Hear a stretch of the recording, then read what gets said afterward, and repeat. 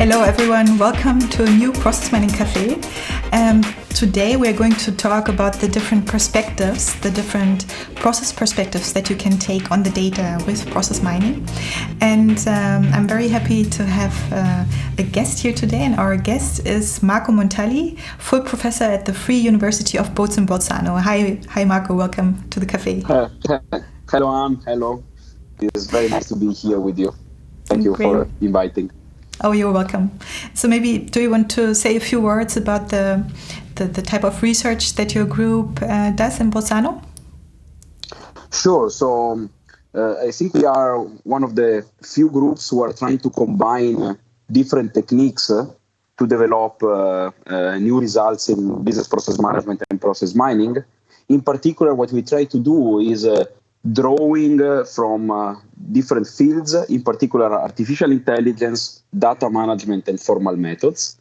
And so we then can cover a broad spectrum of different techniques where we take results or languages or algorithms that are developed in artificial intelligence, formal methods, and data management, and we try to use those to solve problems related to process mining and business process management.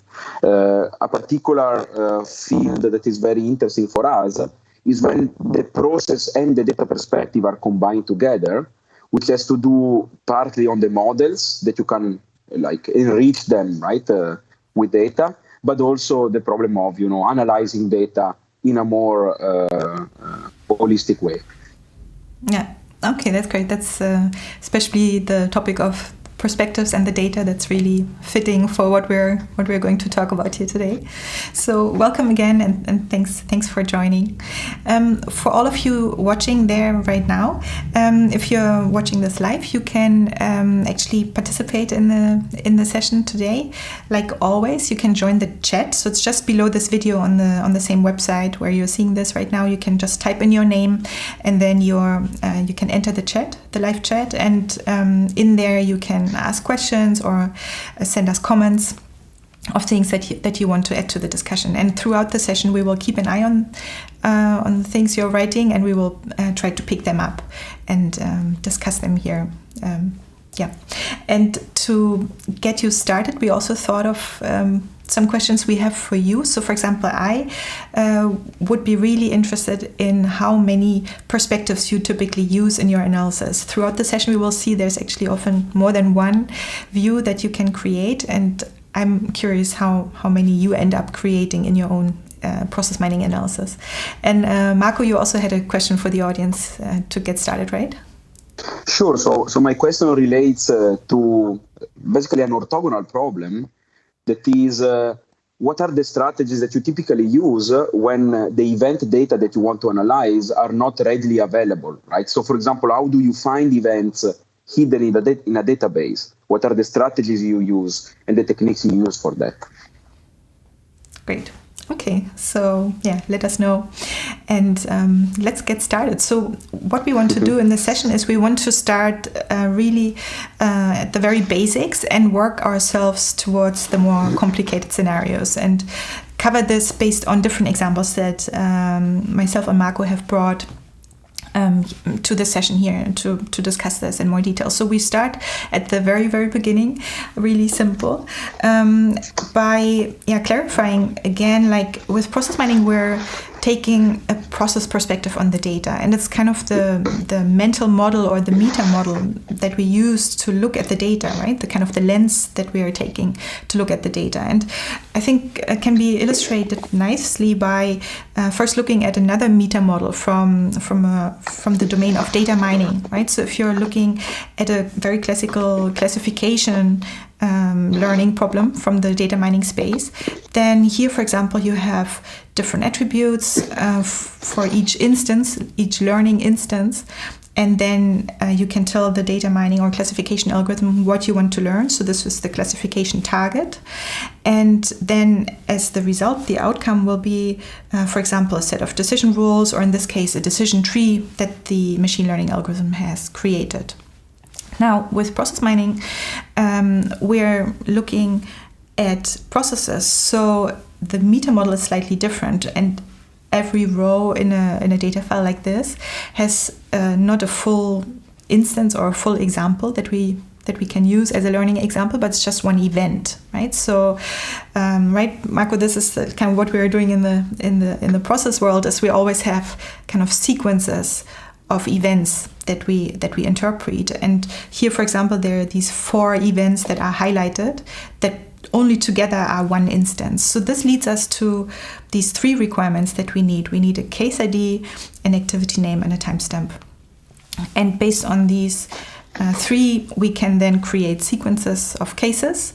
The timestamps are used to sort the events in the right order, and the activities are what we see in the process map. And to show this based on a very simple example, we can just look at, for example, this Excel file here, where we can find back these 3 ingredients, right? That's what we're always looking for: case ID, activity name, timestamp. So, for example, here we have the case ID 339, which is one purchase order in this purchasing process. And so there have been 8 rows, so 8 events were performed for this particular case. We have the activity name with the different steps that are being performed in the process, and we have 2 timestamps. Now, when we import this data set in the process mining tool, so here to Disco, for example, that's the first thing we need to do. We need to create a mapping to these 3 things. So essentially, we define how we take the process perspective on the data. And so, for example, here we say the case ID column here, the first one at the top, has been configured as our case. The activity column has been configured as activity. And then the timestamps have been configured as timestamp columns, right? And when we now start the import, then the process mining tool creates the process map for us. And we can start analyzing the process. And so one thing we wanted to also discuss in this discussion about perspectives is that we have these standard formats, right, Marco? In the PROM world, for example, usually people work with MXML or XES is the new format now. So we wanted to show how that works. How do you create usually the XES files, by the way? So we will see later on a way to create these with our tool chain to prepare the data. Mm-hmm. There are different techniques that you can use. There are also conversion mechanisms, right? So for example, in Disco you can import a CSV and then you can export it back as an XCS, right? So I always like to emphasize here the fact that having these formats is not just useful when you want to import, but it's also useful when you want to interchange, right? When you want to export and make it possible for others to use the data that you have. The other aspect that I think is very important, and that you already show in this simple example, is that there is a clear distinction between process mining in its specificity, right, and data mining as a whole, which is, you see, thanks to this meta model of 3 perspectives that you have, right, these timestamps, the cases, and the activities, you are immediately giving a structure to this whole mess of data that you have, right? Which is the clear starting point that we always have in any process mining pipelines, right? Right, yeah. And that's exactly the thing. Like, people who are used to analyzing data in Excel, often they can do a lot of things in Excel, but with process mining data, they're lost quite quickly because the data is distributed over those different lines, right? And you need the case ID to string them together into like one entity that's useful. Exactly.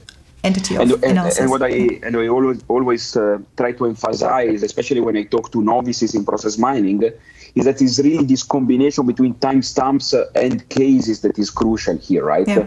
Because just by looking at the timestamp, you don't get any information about which event is related to which other event, right? Just the fact that they flow in time is not enough to understand how they relate. Yeah. Through the case notion, instead, you can start understanding meaningful sequences out of what you have, right? Right, exactly. And it's, in principle, it seems very simple, right? We have just these 3 things, and based on them, we take this process perspective on the data, but it becomes clear that often people who are completely new to the topic, especially the case ID perspective, they find a little bit difficult to really understand. So it takes a little bit of practice and really getting into the thinking to fully understand this. And it's precisely because of what you just said, Marco, right? The timestamps and the case ID. And as I think we will see through the cafe, there are some situations where it's quite clear where to start from. Other situations where, conceptually speaking, even telling what is the case, or are there multiple different types of cases that may be relevant in my analysis? This depends a lot on the example at hand, right? Exactly, yes. And we will show some examples for this in a moment as well. Exactly. But I think, and those of you who are watching who are maybe more coming from the research side, you will be familiar with those formats that we mentioned, the old one, MXML, and then the newer one used today, XES. But I think it's useful also for practitioners to briefly show, because the advantage of using such a format, especially as an interchange or exchange format, is that you already include the configuration of what you see as the activity name, as the case ID, and the timestamps. And I'll show you how that works. So for example, here we have just imported the purchasing process from Excel, as we've just seen. And in the lower right corner here now we can export the data in different ways, right? So I can export again the filtered data, for example, to CSV, or in this case, we can look at MXML really briefly. That was the first kind of simple version, and I'll export it to the desktop here.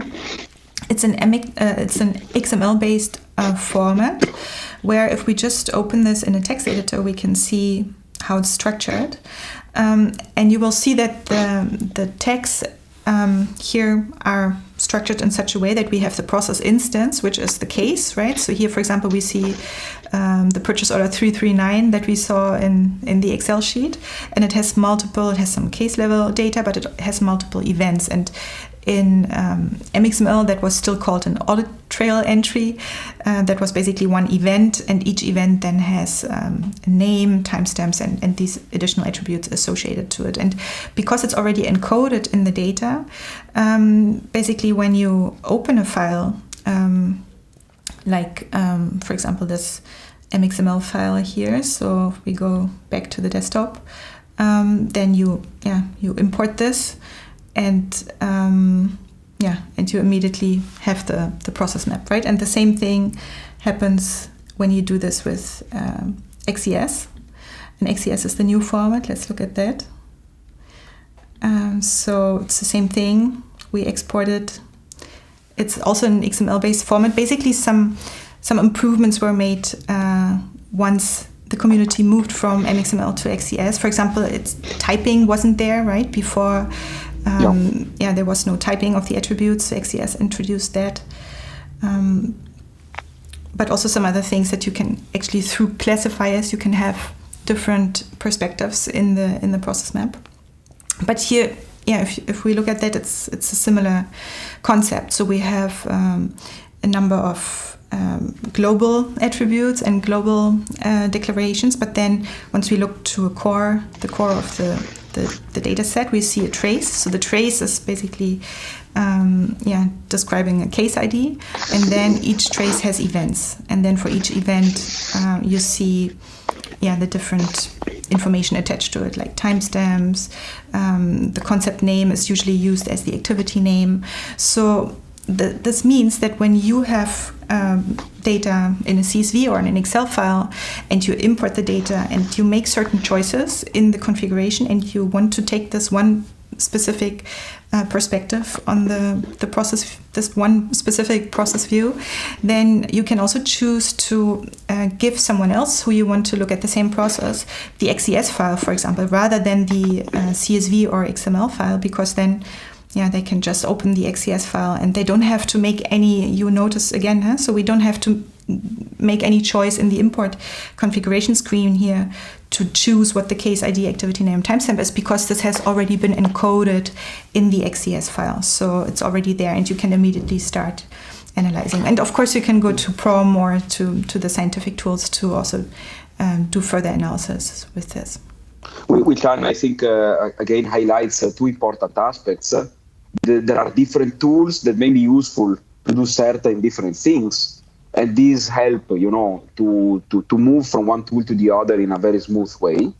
Even if you see, as you said, right, re-importing in Disco would not ask you anymore these questions because they are embedded right in the file that you have generated before. The other aspect that I think is important to stress, which will probably not be the topic today, there is the problem here of finding standards that are general enough to be domain independent, but configurable enough, right, to then be useful in a specific application domain. So a specific aspect of XCS that I like to emphasize is the extension mechanism that you have. So you can declare other attributes that go beyond the case, timestamp, and activity that you believe are crucial in your domain and, for example, need to be attached to any event that you have. You could declare these, and then whoever opens the file at the beginning would see this declaration and would understand what to expect in the remaining part. Yeah, exactly. Yeah. Exactly. And that's also something I think we come back to a little bit in more detail when we're talking about your semantic and ontology-based approach, right? Exactly. So, but maybe before we go there, let's go back.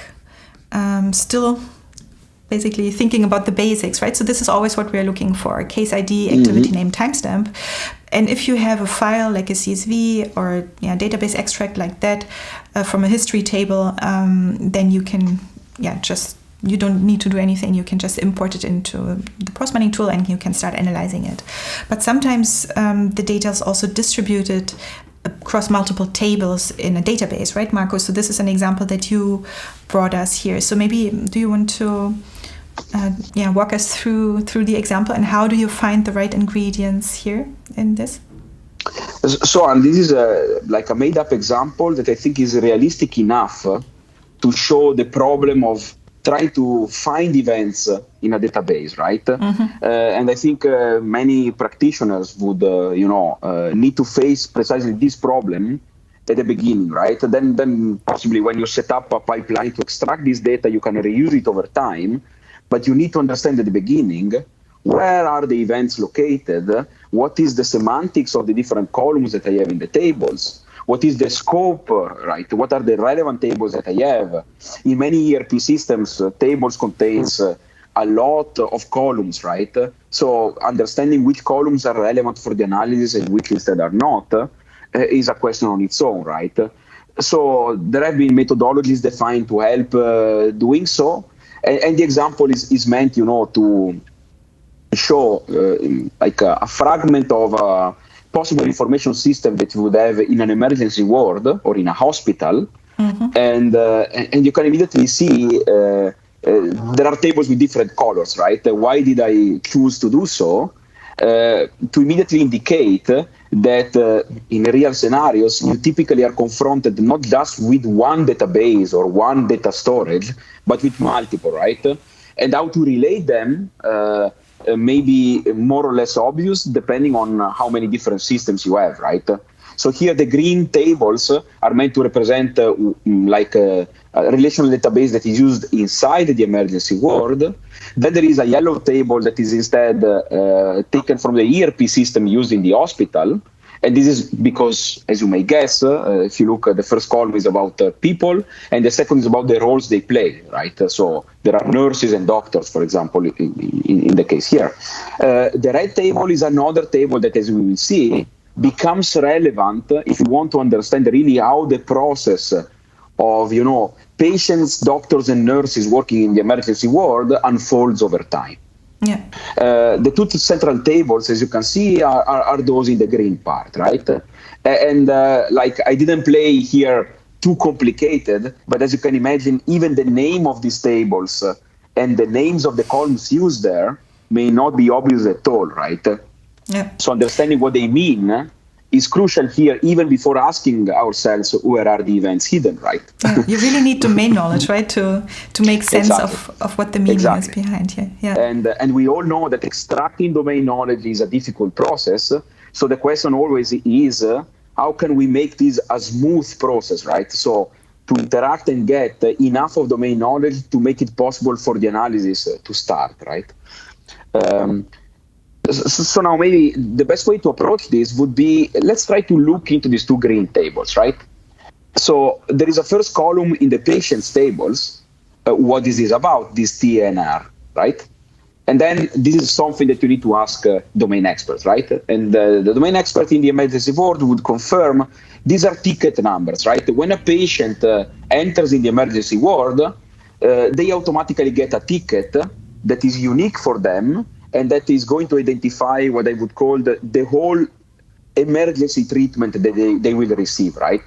If a patient exits and comes back, they will need to get a new ticket, right? So that's to disentangle the meaning of the first column. Then the second column would be a way to identify the patient, social security number or whatever identifier. Here I'm using the names there because it's a little bit clearer for us to read, right? And then you can immediately see two very interesting things here. In the table on the left, there are multiple columns, in particular two, that contain a timestamp. But there is another table called operations, which contains a single timestamp, but you can immediately spot it contains also a column that is called op, which stands for an operation that is done. So now, what can we say about these timestamps in terms of events? So the first question is, first of all, how can we relate these two tables? In this case, it's pretty obvious. So if you look into the table on the right, there is this ref column that is referencing the patient, right? So you now can see which operation refers to which patient. And now you could start thinking, okay, so there will be on the right relevant events that are generated by responsible people. That's the third column, right? In the emergency ward. And these people, by the way, relate to the yellow table below. So we could start creating a connection here and realize that in the table below, the employees one, we can know what is the role that these persons are playing. So, for example, Larry is a nurse, Laura is a doctor. And we can start, immediately realizing that there are activities, there are resources responsible for these activities, and there are timestamps. Yeah, and just to jump in here, so that's exactly what you said before, right? So as you observing, you navigate those tables, immediately we can see how you're looking for timestamps. So the timestamps are what you're looking for to find where the activities are, and you're trying to relate it to cases. So you're trying to follow where the cases go, and then the timestamps are basically the columns that you want to use for the activity steps. Exactly. So then the consequent question is, does every timestamp simply indicate a relevant event or not? And the purpose of this example is to show that things may be much less obvious than they seem, right? So let's for a moment just take a look at the table on the left. So forgetting for a moment the operation, right? So here we have two columns. Why do we have two columns with two timestamps? That's a typical pattern that you can see also in document-driven ERP systems to represent different phases, right? There are phases in which a document is, or in this case, a patient is, and when the patient moves from one phase in the process to another, there is a transition that is marked by a timestamp. Yeah. Okay. So now the obvious interpretation could be, the first column is marking the distinction between somebody that is outside from the emergency ward that now enters and becomes an actual patient of the emergency ward. So which would highlight an event of the patient that is entering, right? And so far so good, I would say. So now, what about the second column? Just take a look for a moment at it, right? So you mean the exited column, or? Exactly. Thanks for pointing this out. So now you can see sometimes there is a value there, sometimes there is no value. So now an obvious interpretation may be, when there is a value, it means that a person is going out from the emergency ward, right? And when there is no value, it means the patient is still there, which you see already is making up a lot of domain and knowledge assumptions about the word. And you see also the risk of that, right? Typically people put their own bias in the interpretation of this data, which sometimes is okay, sometimes is absolutely not. So now let's take a look at two patients in particular, right? So there is Alice. Alice entered at Monday 5 p.m. and exited on Monday 8:20 p.m. And now, if you want to drill down and look what happened in between, there is a moment where we have to look in the table on the right. And there are distinct operations. So you can also see different patterns of recording events now. There is an enter event that is by column without any specific naming there. And now there are multiple events organized by rows in a different table, each having a dedicated timestamp. And so by looking with this intuition into the table on the right, we could spot that Alice went through a triage. There was a visit by Laura, a visit by Liam, and then there was a checkout done by Louise, who is a different nurse. And you can also see, which sometimes may be chance, sometimes may be meaningful, that the checkout time exactly coincides with the exited time that you have in the table on the left. This would be a question for the domain expert. Why is this happening? And then you could drill down and here understand that this is because when a person checks out, that corresponding timestamp is simply copy-pasted into the table on the left, so that you can directly access this without navigating from a table to another table. And this may be because it's relevant for the domain knowledge, but could also be a decision of some software engineer done for reasons that are related to the IT infrastructure, not really to the domain, which is yet another problem to disentangle here. Yeah. So now we can move to the second patient. Now, you see the second patient, from the perspective of the table on the left, the patient's one, appear to be pretty similar to the other one, right? So you would expect now to find in the table about patients a checkout at some point, but it doesn't exist instead. So why is that the case then? Let's first look at what is happening in the operation table. There is simply a triage and nothing else. But we know from the patient table on the left that at Monday 9 p.m., this person went out apparently, right? If that's the interpretation we give to the exited column in the patient's table. And now let's reconstruct what happened here for Bob. So Bob entered, was subject to a triage, and during the triage, he received an emergency level. That's what is stored in the level column in the patient's table. And what does W stands for? Again, is a problem for domain experts. This will be white code. So basically means a non-emergency case. And that's why probably Bob was not subject to any other treatment for a while, because there were, more urgent stuff to do in the emergency ward. And now, if we interact with domain experts, we would discover the fact that at 9 p.m. we give a value to the exited column for Bob in the table on the left is because Bob left the emergency ward by bringing the ticket back to a machine that would open the door and he would exit. So now you see that we have two different, radically different from the semantical perspective, events to terminate this process. One was a checkout done by a nurse with a patient, and one is an action done by the patient alone. And it would not be obvious to see this, right? Yeah. So now we can move to the third patient, Chloe. Just to complicate the situation even more. So if we apply now reasoning in a contrapositive way to what we were doing before, the fact that for Chloe there is null in the exited column could be interpreted by saying, look, she's still in the emergency ward, right? Because we have null there, so we don't have a value. Instead, the situation is more complicated. So what happened for Chloe, and you can see now this in the table on the right, there was a triage. Now go back to the level. She got a red level, which means high emergency. There was, in fact, a visit done by a doctor soon afterwards. And then nothing happens in the operation table. But if we now look in the red table above, this transfer table, we could now see that there is an entry there which actually refers to Chloe indirectly, because it actually refers to the ticket that Chloe got, and is an additional activity that is carried out, actually a bunch of activities, not just one, because what happened is that during the visit, Laura, the doctor, noticed that Chloe simply has a broken leg. So she needs to be transferred to a department where the broken leg can be treated. There is no point in keeping her in the emergency ward.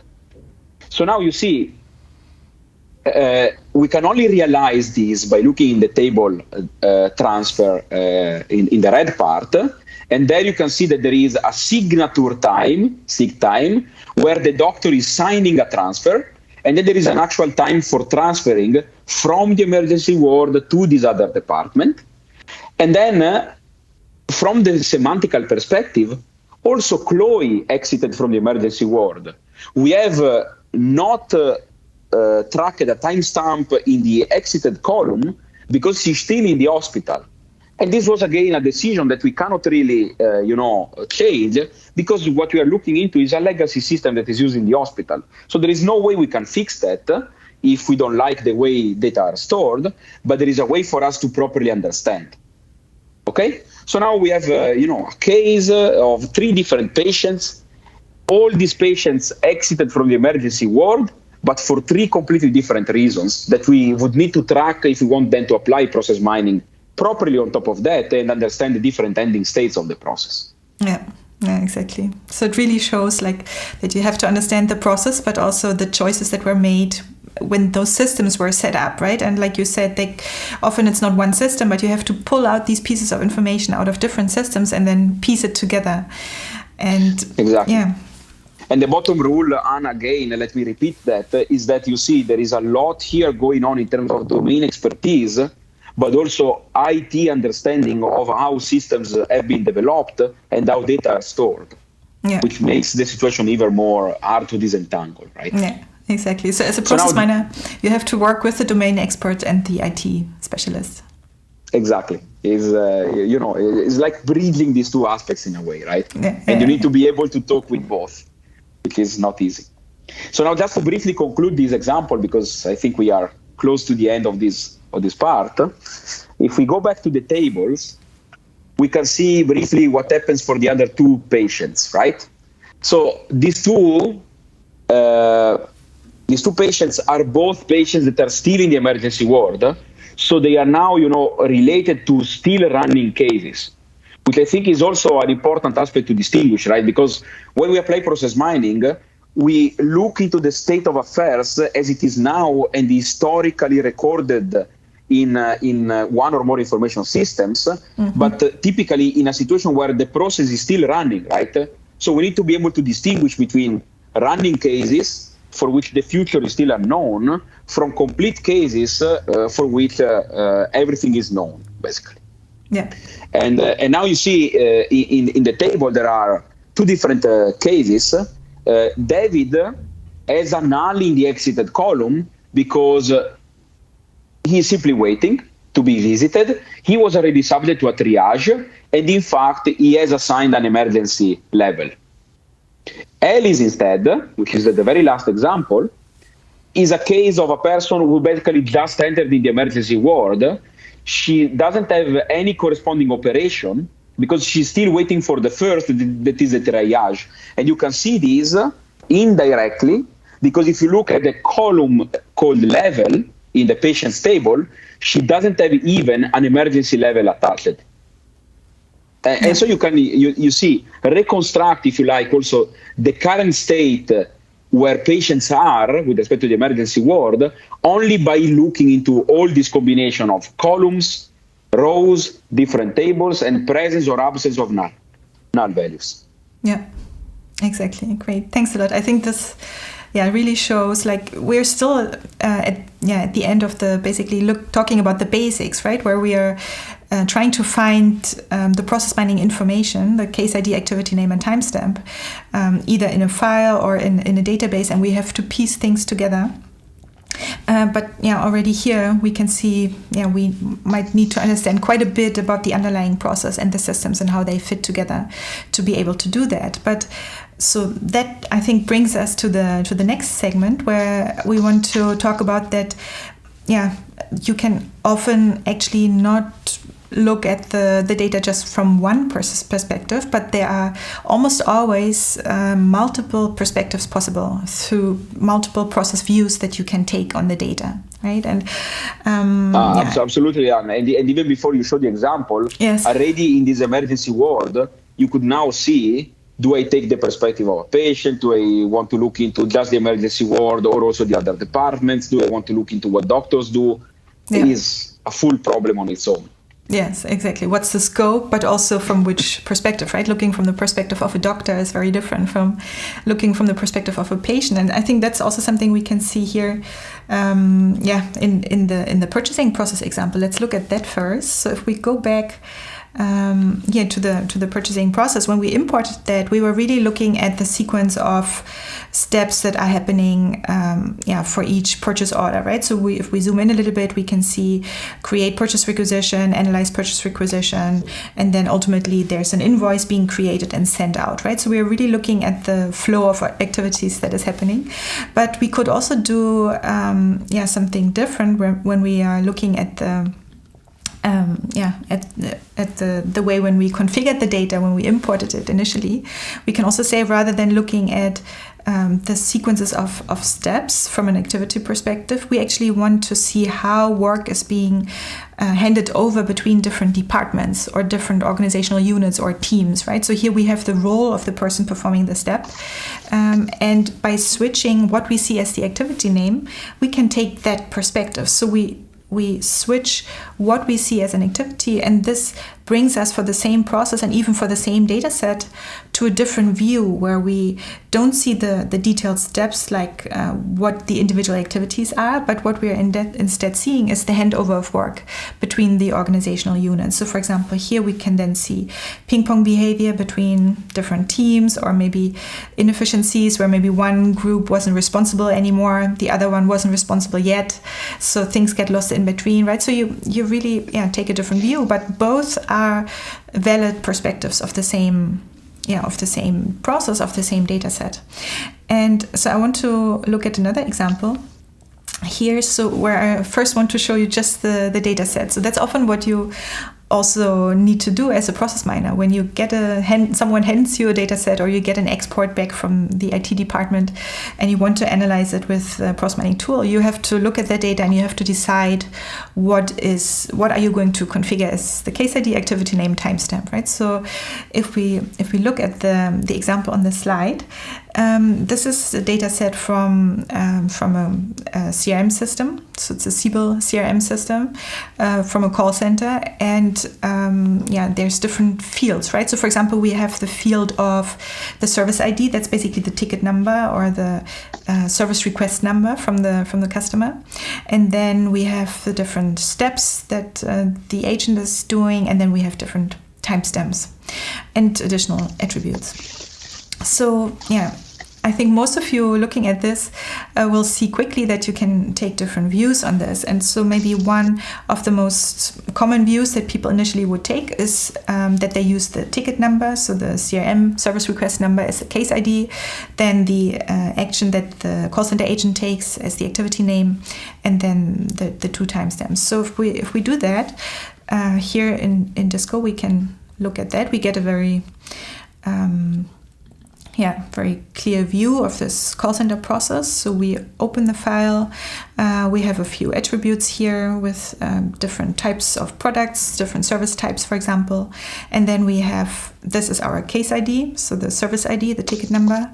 Then we have our operation as the activity name and the timestamps, just like we have decided just before. So when we import this data set, we have an overview. It's a simplified overview of the process where we see 6 different activities are happening here, right? And most of the call center tickets are started with an inbound call, which is quite logical because it's a call center, right? So we can see that, and that makes sense. But maybe now, as a next step, we would like to know, well, how often do we actually escalate calls that are coming into the first level support team to a back office specialist. And in fact, we have that information in the data. So all we need to do is basically go back. And this is this particular column here, which is called agent position. And when it says FL, this means it's a first level support activity. And sometimes a little bit less frequently, we can find one here. It says BL. So BL are the backliners. These are back office specialists. And what we can do here is a little bit different from what we did before. We are not switching completely from the activity perspective of one column to another column, but we keep the operation as our activity column, but we include the agent position as well. So we also configure the agent position as an activity, and you can see now here the little activity symbol shows up in both of the columns, right? So what happens is very simple. When we import the data, both of those will be combined or concatenated together. And this leads us to a more detailed view on the process. So I'll show you how this looks like when we import it. We can see that now, instead of 6 activities, we have a more detailed view of the process where we have unfolded the activities depending on whether they are happening in the first level support or in the back office team. And as a consequence, for example, we can see out of all the calls that are coming into the first level support team here, 152 times we're escalating it to this particular back office activity, right? So this is something where you can combine as many fields and attributes together to basically determine what you see as the activity. And that's like one piece of the perspective that you can take. But we can do this even... This also yes. maybe tells us 2 interesting things, right, that you just showed. Mm-hmm. So one is the fact that there is no such a notion of activity, right? Yeah. So there is a notion of activity that you can refine, right? And here you refined by considering the same activity in the context of front-end or back-end management, right, for the call. And at the same time, it shows that this leads to the fact that there is no such a model here. There are multiple models that reflect different viewpoints. And it's like, when you enter a cave, the cave is completely black. You start, looking around and you see slices of that. And then you can, by combining them, you can get a fair view of reality, right? So I think it's always important to stress that there is never a single model here. And that is important to look into the data from different perspectives, different granularities, but then it's also important to understand how they relate to each other, right? Because we don't want to just have scattered views. We want to really relate them to each other. Yeah. Exactly. No, that's such an important point, and I think that's something that people who are new sometimes fall into that trap a little bit. That they try to find the right view, right, or the right model. Like, what's the correct view or the correct model to configure? Absolutely. And that's something really important, like you just said. So. Yes, and so we have seen an example just now based on the activities, but I wanted to briefly also show one based on the cases. So here we just looked at that, but the same call center example, we could also have actually multiple candidates for a case ID, right? So we have the ticket number, which is the scope of the service request, but the same customer can call multiple times or can call about different things. So there could be multiple support tickets for the same customer, and we see that actually here in this example. So customer 3 has actually 3 different tickets associated. So depending on which perspective you choose, you have different scope of the process. So while the activity names determine the level of detail and the granularity and determine what you see as the steps that are shown in the process flows, the case ID determines what's the scope, like where does the process start and where does it stop. And so a nice example for what kind of impact that can have is from an analysis that they actually did in a call center. I have a picture here from this analysis at an Irish internet company. And the process in this analysis, they looked at their support process, but just as the contact methods that the people chose, right? Whether they contacted them per email or through the phone or chat was a very new mechanism on the website available back then. And what they were analyzing, and it's quite a common metric that people use in call centers, is that they look at first call resolution rate. So they want to know whether the people who are calling, whether they have resolved the problem in the first call, or did they have to call back again to resolve the problem. And initially the numbers looked really great. So they had a 98% first call resolution rate, so almost nobody had to call back for 21,000 tickets. And then they noticed that almost no tickets are ever reopened again, right? And it had a little bit to do also based on the way that people were measured. So the performance and the measurements were really based on this first call resolution rate. So in a way, it leads people to open a new ticket even if the same person is calling back, which at the same time is very bad practice for the quality of the customer service, because the person has to give all the details again, right, and has to go through the whole process again, and also it doesn't give the customer service department the true view on the state of the problem. So what they did once they noticed that this was happening is that they chose the different perspectives. So essentially they were doing exactly what we were saying before, choosing like the case ID to be not the ticket number, but in this case the customer ID. And then once they did that, they noticed that more than 3,000 calls that came in were actually repeat calls, and they were counted as new tickets, right? So that's like one little example, but it shows how you can look at not just the activities, but also the case and what the case scope is in different ways. And is the last one, also for case IDs you can combine things, right? So for example, if you want to look at the customer level and say, well, I want to count each customer as a case, but if the customer calls about a different product, you want to see it as a different case, then you can combine the customer and the product, and this unique combination is the case scope that you want to look at.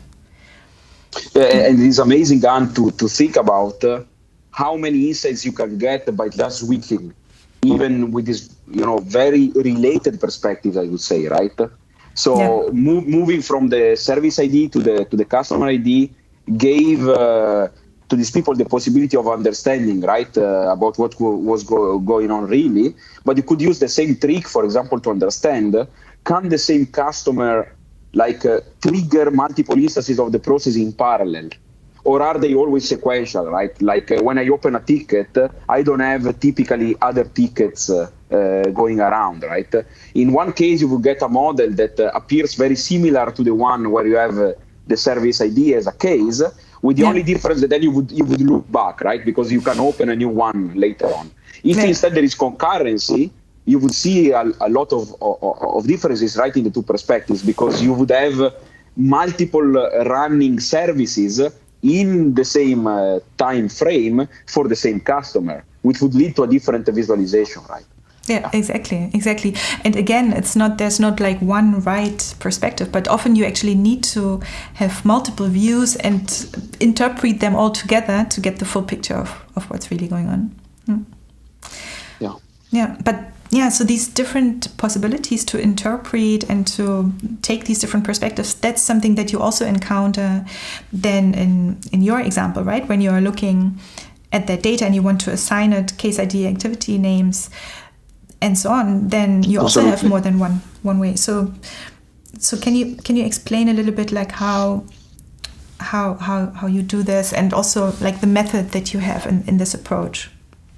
Sure. So Anne, if you think about the game we played some minutes ago on these tables, right? Mm-hmm. We were playing a game that is actually important regardless of process mining, which is about understanding the meaning of the data, right? Yeah. And there is an entire area which is called ontology-based data access, where what you try to do is playing the game that we were playing before, but now transforming these into actual software artifacts that you can use then to interact with this database with unclear information in such a way that you can get the information that you want to have, right? Yeah. And maybe can you explain what an ontology is for people who don't know about absolutely. That? So then how does this approach work? When we were discussing before, there are patients, there are timestamps, a patient has a name, there are doctors and nurses. Doctors are responsible for doing visits. A visit is done for a patient within an emergency treatment.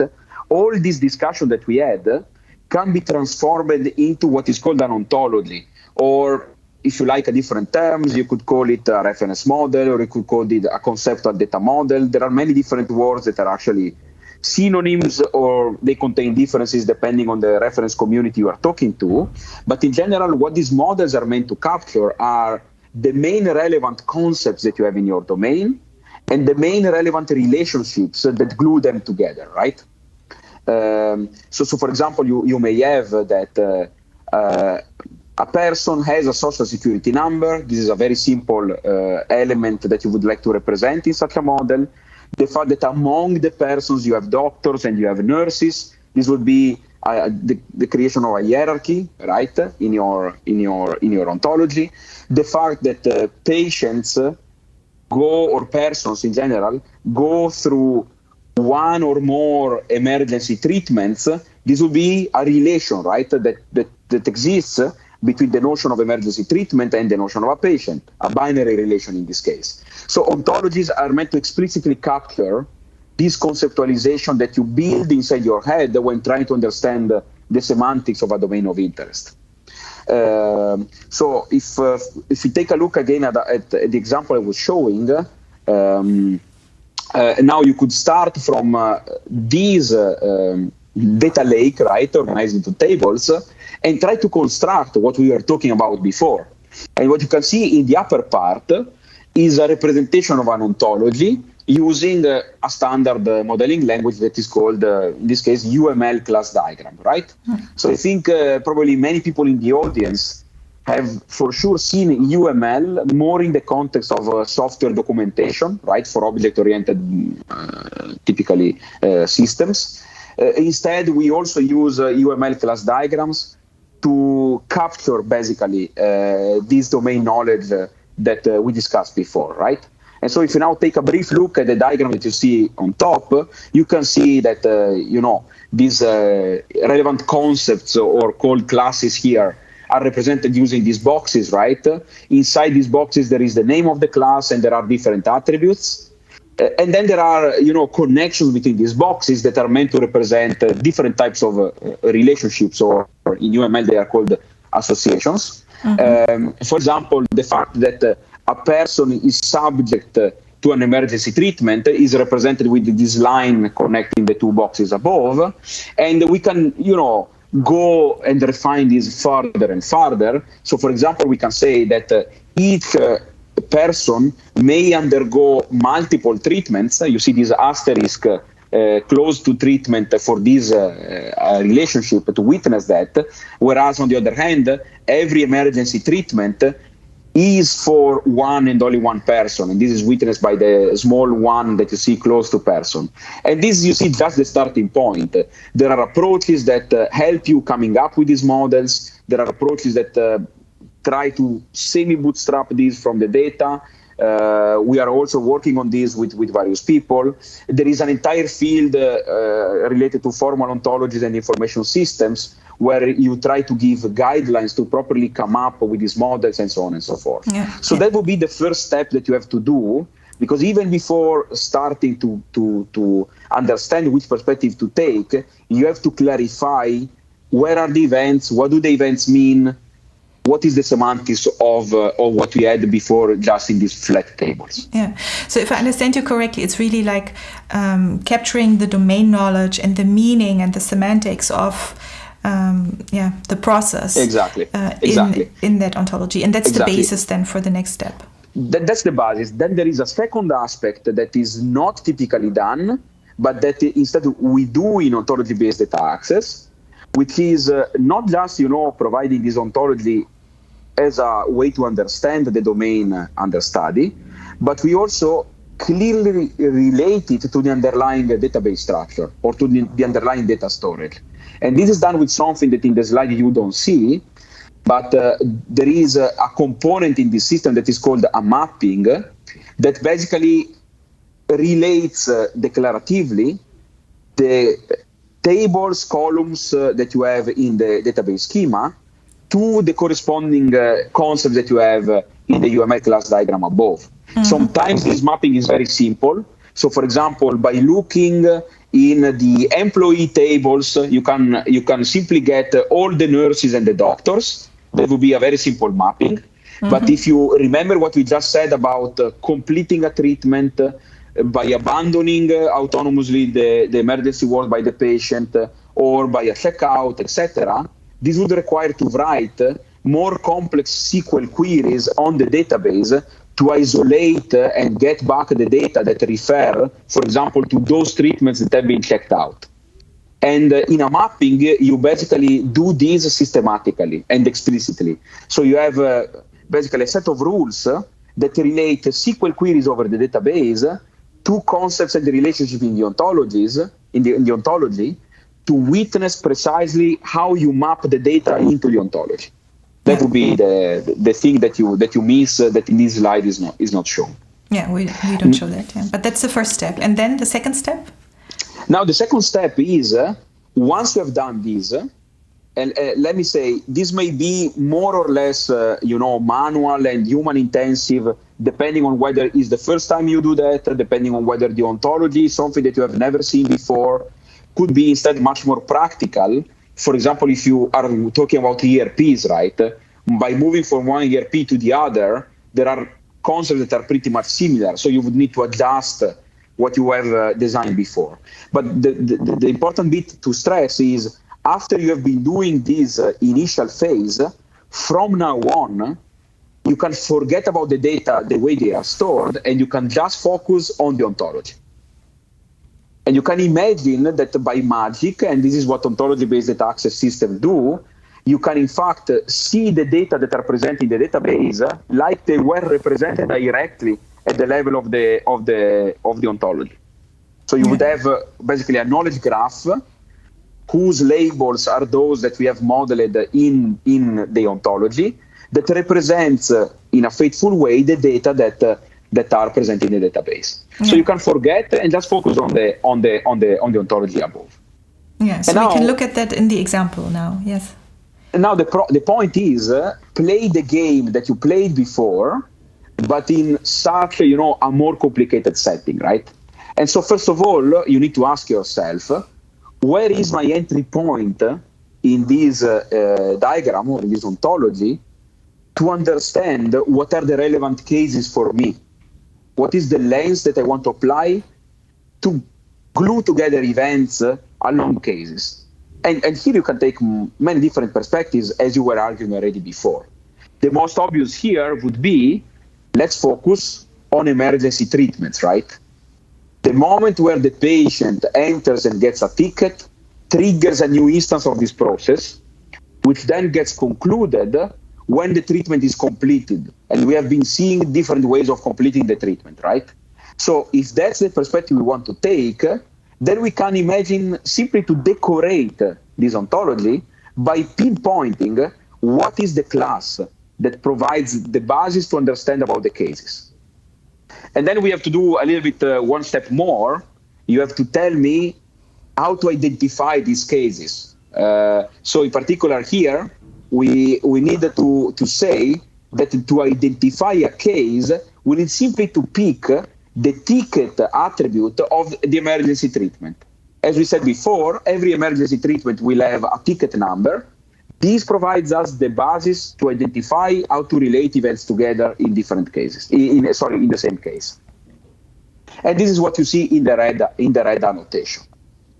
Once you have done this, all the rest is by trying to understand where are the events. But whenever you ask to yourself this question, you have also to answer a related question, which is how do I connect this event to the corresponding case notion, right? Yeah. I can navigate these relationships in multiple different ways, right? So imagine, for example, there is, a doctor carrying out a visit and another doctor validating a visit. So now, do you want to navigate the first relation or the second one? That's what you have to also ask yourself when you are trying to identify the relevant events, because they will determine different ways of relating them to a case or another. So if you go back to the example, one event that would come up immediately to our mind is the enter, right? The enter moment of the patient.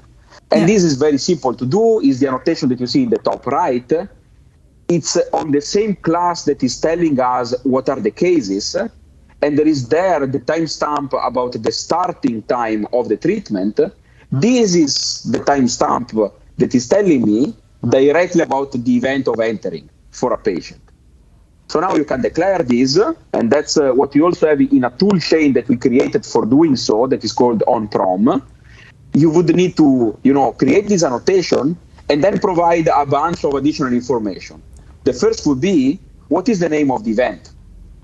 In this case, we code it manually. We say the name of this event that I'm declaring now is enter. Second question would be, what is the timestamp that I use to understand different occurrences of this event? In this case, it's very easy. Is on the same class to which we apply the annotation, and is the start time timestamp. Third question, how do you reach the case? In this case, the case is already that class, so we don't need to do anything. It's simply the same class. If you want to ask yourself about, I also want to know who is the responsible person for this event. Now the situation gets a little bit more complicated, because an emergency treatment is not an actor, right? You need to reach an actor in the process. And now you can see, however, there was this relationship, right, that we commented about before, the fact that a person is subject to an emergency treatment. Now the emergency treatment can navigate this relationship backwards and get the person to which this is attached. So now is that person that determines the fact that there is an event for entering. And now you see you can play this game on over and over again, and you can start identifying what are the completion events of the process. And here we enter in all, what we said before about the different types of conclusions. There is an autonomous exit, there is a checkout, there is a transfer. And when there is the transfer, as we commented before, you could also see that that is the only part of all this setting where we know that a patient exited from the emergency ward, and we also know when the patient entered into the other department. So there we could also do this twofold annotation to mark the initial moment of the activity and the final moment of the activity. And then we could also go in the intermediate events to declare that between the moment of entering and exiting, there are various things that happen, right? There is a triage done by a nurse on a treatment that relates to the patient. There is a visit done by a doctor in the context of an ongoing treatment that relates to the patient. And there is also the fact that a doctor is the one responsible for transferring patients. And before the actual transfer, there is a moment where the doctor signs a document. This could also be an event, right? Because it's relevant to know, for example, how much time it passed between the moment where the doctor said with a signature, please transfer this patient, to the moment where the patient actually moved to the other department. And you would like to understand the delay there. So what you see, with perspective, it also comes the question of scope. What is relevant and what not. Yeah. And here we can control this by deciding what timestamps are annotated and which timestamps are not annotated. Yeah, and it's basically going back to what we said before, right? That you're looking for timestamps in the tables that you have in the in the overall IT system, and then you see which ones you include in terms of scope and how to relate them to the case ID. Absolutely, Anne. And in fact, this is the approach that we took if you have tables that do not have timestamps but still refer to events, this is also very relevant. We haven't studied that. So for us, timestamps are basically the entry point to understand where to chase for these events, right? Where they can be found. Exactly. And also you mentioned the tool chain that you're developing, right? So it's a research prototype that you have built. And also there was a question in the chat how this ontology can be created. And that's part of the research prototype. And we will link everything like what we are discussing here in the session. As always, we will send you these links later when we publish the recording, so you can follow those links and you can try it out yourself if you want. Yeah, thanks, Anna. I can add just a bit on that. So as we have commented, this toolchain is done in two phases, right? The first is about connecting the low-level data to the ontology. The second is to annotate the ontology with the perspective and the scope, right? The first part is actually something that pertains ontology-based data access as a whole. So we import their techniques that are already existing in terms of toolings. I can also mention that in Bolzano there is one of the most widely used open source academic systems that is also adopted by companies for ontology-based data access. There is also a company here in Bolzano that we founded on that specific topic. What OnProm adds is all this process mining orientation on top of that. So you can find in the tool chain a tool to design the ontology, but also to annotate it, which is the second step that we just commented about. Mm-hmm. Yes, exactly. And now I think we come to the last part of this example, where also here you can actually take different perspectives, right? Absolutely. So who told us, Anne, that we have to pick emergency treatments here as a case? Why don't we look, for example, into what doctors do? So now, this is pretty interesting here, because doctors play in general twofold role, right? They are having a specific role in the hospital and in our scope in the emergency ward, but they are also persons, right? So they could be very well patients as well. And this is again about the scoping, right? So I would like now, for example, to declare, look, I want to take the perspective of doctors. So each case now for me is a doctor that is working in the emergency ward. Then only some events may be relevant, right? I'm just looking at doctors because they are actors responsible for certain treatment steps within the emergency treatments. That would simply mean to, first of all, pinpoint that now our case notion is the doctor class, and then say we are only interested in those events that happen in the emergency ward for which the doctor is the responsible actor. Right. Which, according to what we already discussed before, in this case are simply two events. There is the event related to the fact that the doctor is carrying a visit, and the fact that the doctor is transferring a decision. So obviously, sometimes I'm using a little bit confusing terms. These are activities, but what we have here is just the completion timestamp for those activities. So that's why we make these two terms coinciding, right? But the reality would be more complicated, right? A visit would take time and could be interrupted and resumed. There could be a whole life cycle there, right, with different transactional events. And if you take that perspective now, that is the annotation schema you would come up with, right? Doctors visit and decide about transfers of patient. How do you get the case here? Simply navigating the corresponding relations to get the doctor that is the one doing these activities. Right. But as we said, Anna, that's the last way of annotating these. There are many more, obviously, right? You could also imagine now, and this would become really very relevant, I would say, that doctors themselves could be patients because they need to be supported by other doctors because they have an emergency, right? Suppose that, there is Laura, the doctor that we were talking about before. is now the weekend, she is going skiing, and she has an accident. She now enters in the emergency ward, but she's now a patient, right? So now you can see that there are activities that pertain the doctor while the doctor is on work, and activities that pertain the doctor because the doctor is a person like everybody else, and sometimes they may need to undergo an emergency treatment. Yeah. And you see now, obviously, the situation becomes more and more complicated.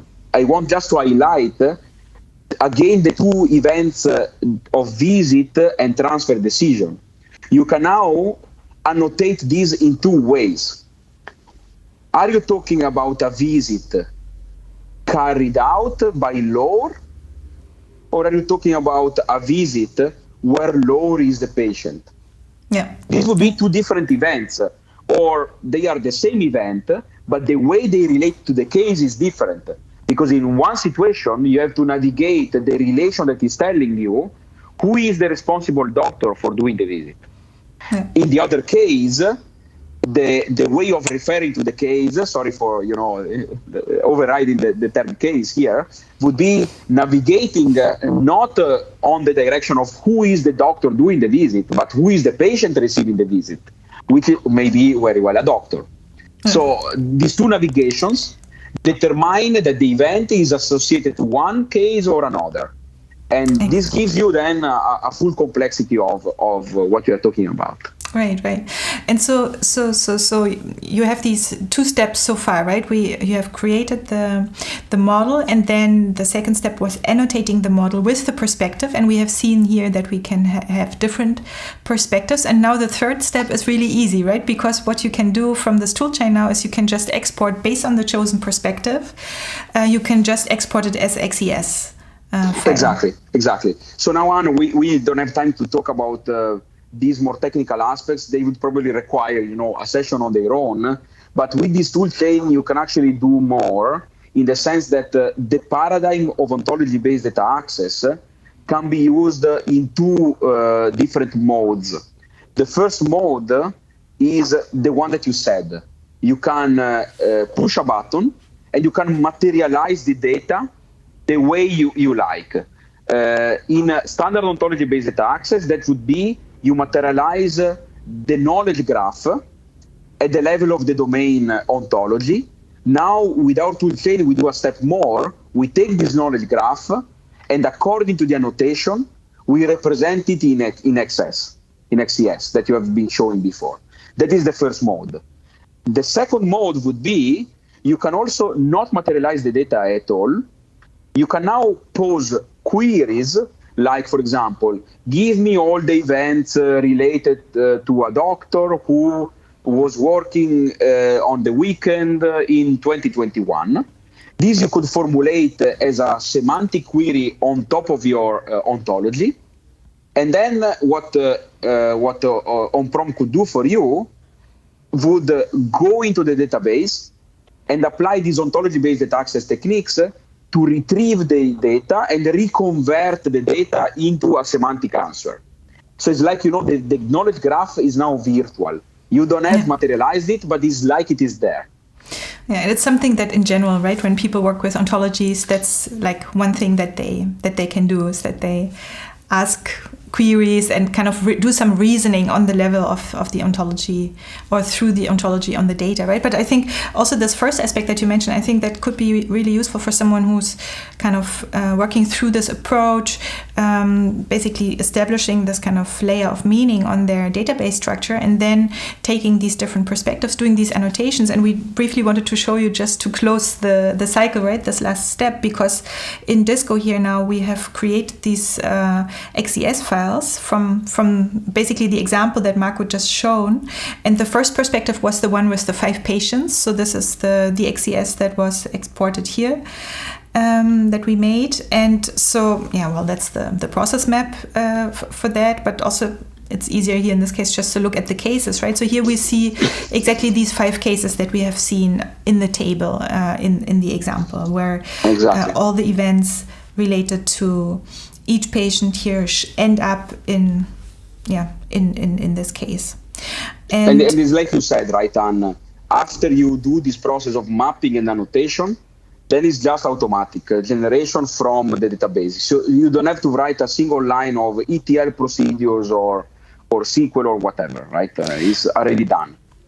Yeah, and the perspective is already taken, right? So it's in a way you move the complexity to a different place, right? It's not exactly in this place, but you have moved it kind of in the modeling. So it depends also like where people are comfortable, right? Where you want to make it easy. So here you have more work on the data preparation side, but once you have exported the file, like we have seen, we didn't even need to choose any kind of perspective.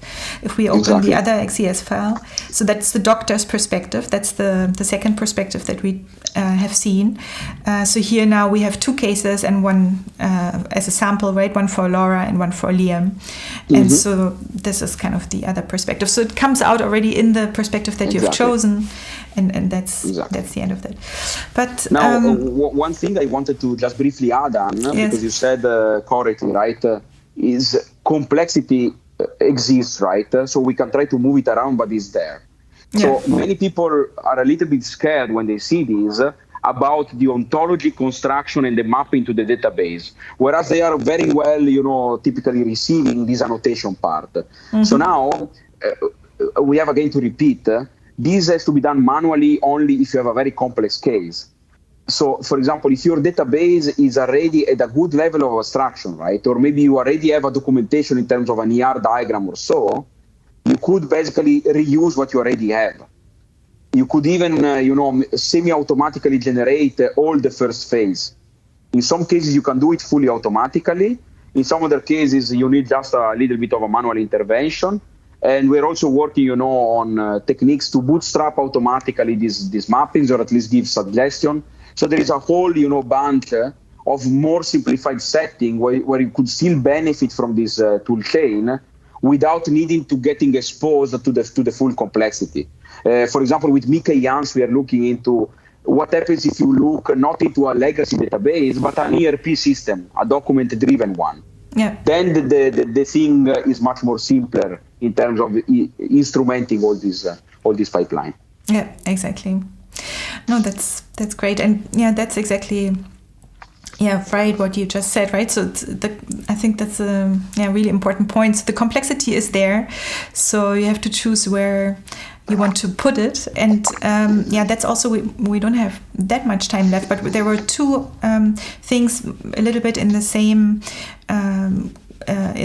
topic of complexity and how to deal with it that we also wanted to briefly cover here in the context of perspectives. Because if we go to a simple example that I want to show, we wanted to briefly touch on the topic of basically many-to-many relationships, or multi-perspectives it's also called, right? And we picked a very simple example to illustrate why that's relevant. And so if you imagine here that on the left side you have some entities that are part of this process, but they are not in a one-to-one relationship. So for example, you have a sales order that can be delivered, and then in the end there's an invoice. But in this example, we have one sales order, and for some reason it was delivered in two pieces. It was a split delivery. Maybe one part of the order was already available, the other part was not available. So for simplicity, we have one invoice, right? So when you have a data structure like that, and you want to analyze it with process mining, you have to put it into, in the community we sometimes call it flatten reality, right? So you have to put it into kind of columns and rows to import it into the process mining tool, and you have to choose what the case ID, activity name, timestamps are. So we have to create a flat file, a data set from it. So if we do this here, it's maybe still relatively intuitive. We are looking at from the sales order perspective. So the sales order ID is our case ID, and then we have the events that relate to that, and then the outcome would be a process map like shown on the right. Okay, so this is still relatively easy perhaps. But if we turn this around, becomes more complicated, because now if we look at the same example, then we see now we have two orders. So there were two sales orders, so we have two cases. We're still looking from the sales order perspective, but for some reason they are combined into one delivery, one package, right? Maybe they go to the same customer, so both orders are fulfilled through this one delivery in the same package. And for simplicity, we keep two separate invoices because there were two separate orders. So when we are making the data set for that and we are trying to make a one-to-one relationship, then maybe we would use the delivery which is associated to both, we would associate to the first order, and then for the second case we wouldn't be putting it anymore because it's already used up, if you will, right? Because we assume this one-to-one relationship. If we do that and then look at the process map that comes out of that, it's not correct, because from the sales order perspective now it looks like one of the orders was delivered and the other was not delivered, which is not true. Both of them were delivered, right? So that's not correct. So what we have to do is we need to go back, and when we create the data we have to put the delivery for both orders because it's related to both orders. So now if we do that, then the resulting process map is correct. It shows us that in both cases the order was delivered, but it is flawed in a different way, because if we're looking at it from a delivery perspective, it looks like there were two deliveries if we're just looking at the frequency, which is not true, right? There was just one delivery. So this shows like it depends really from which perspective we want to look at the process and we want to analyze the process.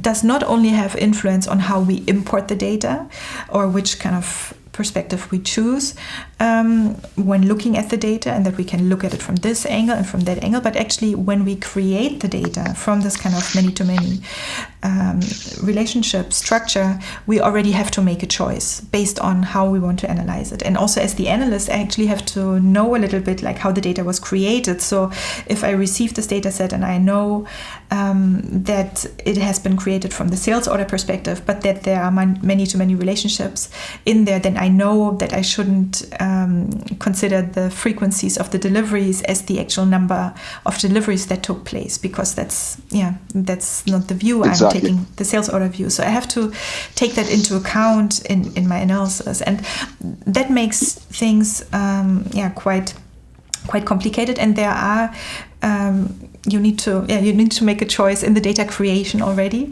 And we want to mention. It's telling us, right, yes, Anne, please.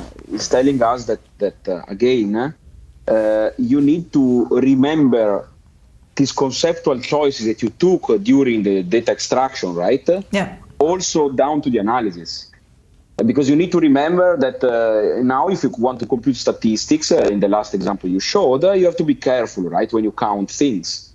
Again, it's not that the model that you get is wrong, right? The problem is that you have to interpret it correctly and remember that the choices that led to the data selection, that led to that model, have to be remembered and applied properly, right? Yeah, exactly. But at the same time, and this comes back to the discussion, like where do you put the complexity, right? The complexity is there. So Exactly. Where do you put it? So in this case, we are making the choice by focusing on one perspective. We're creating the data in that way, then we analyze it.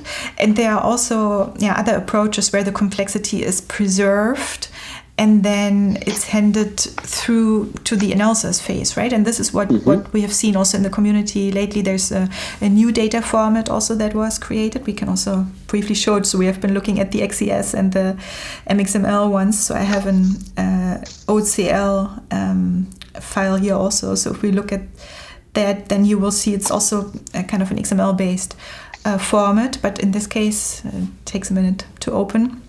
Actually, these kind of objects and these multi-relation objects are preserved, right? So here, for example, is a list of object types: customers, items, orders, packages, products. So you have these many relationships, situations specifically in particular domains like logistics and ERP systems, right? So it's in particular areas where you encounter this a lot. And then every event actually can relate to multiple of those different types. So it can relate to an order, but also to a delivery or more than once. What we see in terms of like complexity is that then when that is being analyzed, right, we were picking some some examples, and we will, like we said, we will share these pointers together with recordings in the show notes. When people take these multi-relational event logs and they analyze them, then the process maps are becoming they're becoming more complicated, right? You move part of the complexity to the map. So Anne, you see, before even looking into that, I just wanted to add a brief, something that could sound obvious, right? Depending on the constraints you have, you are constrained in the model you can analyze, right? So if you want to fix one single notion of case, you cannot escape from the flattening, right? It's like, the limits of the language define the limit of the world, right? This was a famous Wittgenstein quote, right? Yeah. So the question that you just posed is, why don't we abandon, right, these forcing people to define a single notion of case and simply accept the fact that there are events that relate to objects, right? In the example that I was showing before, why do you want to create two events out from the visit because you are talking about doctors receiving or doing? It's the same event relating to objects, the person that is receiving the visit, the person that is doing the visit, right? But then immediately the knowledge graph would become like the one you were showing in the slide, right? I wanted, just to make a little bit of a summary on that. And if you now look into the slide you were showing, that is precisely, for example, what you would generate internally in on-prom before the flattening. And now in this work, Dirk, together with a student of his, was simply saying, look, why don't we represent directly, right? Yeah. These event data as a knowledge graph where some nodes are events, some other nodes are objects. And you can see the complexity, right? Yeah, exactly. And we have some others, right? So this is the newest one and was presented just at the ICPM conference very recently. This is to represent the data, right? But then the problem is, how do you represent the process models? Because also the output of this, right? The process model itself, if you look at the directly follow graphs that you have in Disco, they take one case and they evolve that, right? But if you now talk about these many-to-many relations where multiple objects co-evolve, you could also have models that represent these directly. Yeah, and there have been approaches, right? So you picked some, and we can look at them here. So, for example, then you really have multiple models that interact with each other, right? Through, for example, the proglets or object-aware nets, right? So we just wanted to briefly show them because, it's very interesting. But at the same time, you also see the complexity has to go somewhere. So you have to and now once you have these multiple objects that co-evolve, what is the focus that you want to highlight in the process model? Do you want to highlight the evolution of objects and the fact that sometimes there are activities that touch multiple objects at once?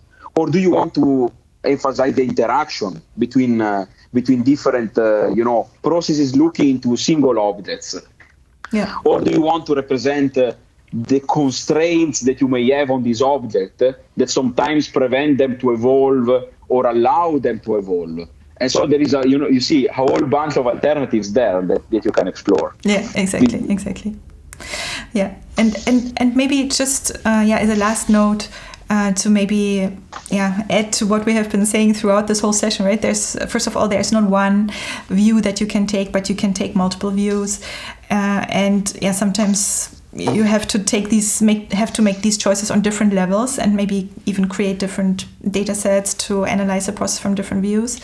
But also even in the analysis phase, so that's as a last point, I also wanted to show a quick example for that. You can make choices just based on how you want to look at the process. So that's something that I really encourage people who are new to process mining to do, to first of all really get into this thinking, like what does this mean with case ID, activity name, timestamp? It's very simple, but it's kind of this lens through which you can take this process perspective, like we have shown at the very beginning. But how you do this can also be something that you can shape yourself and really influence yourself. And I have a very simple example here at the end I want to illustrate this with. So for example, if we're looking at this last example here on the slide, then let me see, it's not updating, I think.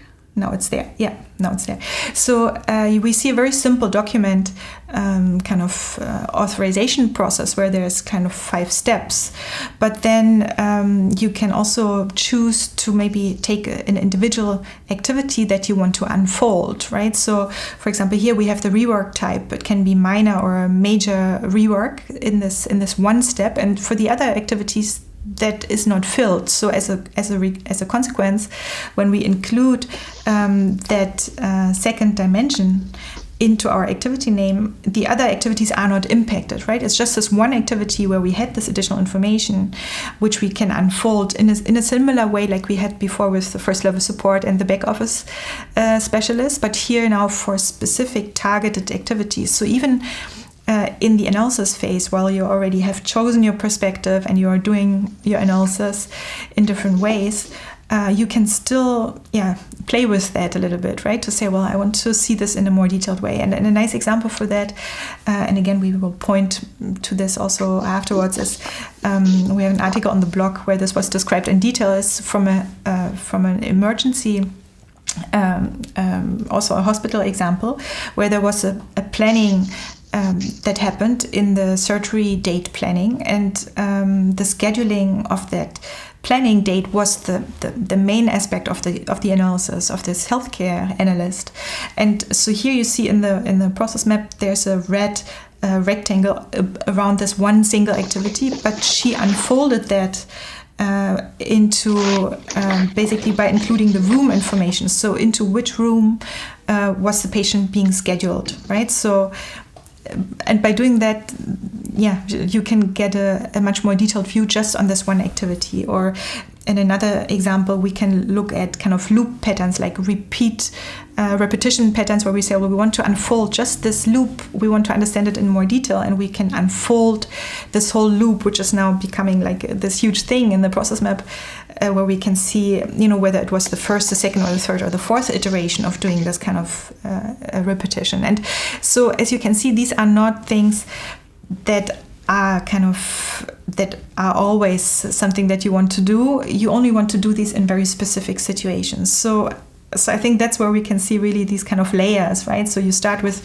just a very basic perspective, understanding what it is, realizing you can take different perspectives, dealing with maybe some challenging situations where if you have like too many relationships. But then I think the more advanced you become, you realize that it's really a tool and a kind of a view that you can shape yourself as you want to see the data. Mm-hmm. You can make it in the way that you want to see it.